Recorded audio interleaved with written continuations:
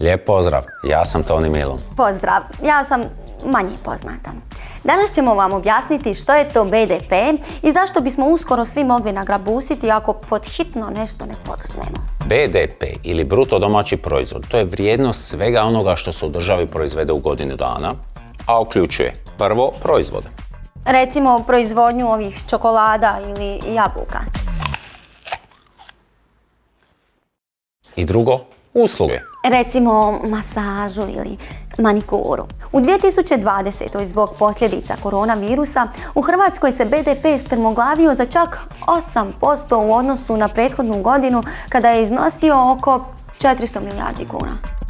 I kad to podijelimo sa brojem zaposlenika u Hrvatskoj koji je negdje oko 1.600.000, to dođe oko 250.000 kuna po zaposleniku.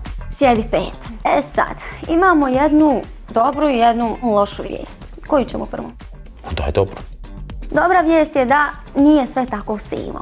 Ovogodišnji bi BDP mogao doseći onaj iz 2019. ali i u narednim godinama očekujemo godišnji porast BDP-a do čak 6%.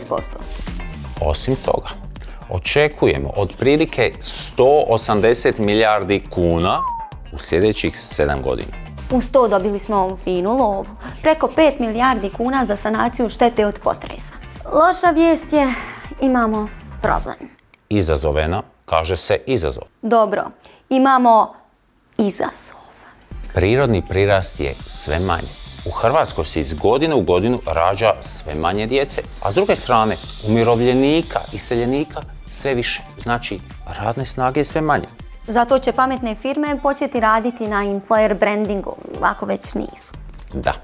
Sad treba biti kreativan i strateški razmišljati kako privući i zadržati one top zaposlenike, pružiti im vrhunske uvjete i istaknuti se među konkurencijom. Pa upravo to, jer mi milenijalci, ovi mlađi zekavci, pa nama ti nije dovoljna samo visoka plaća, nego daj ti nama smislen rad, vrhunsko radno okruženje, razne benefite, teretana, masaža, topli obrok, fine smo mi guze. Pa tako i treba.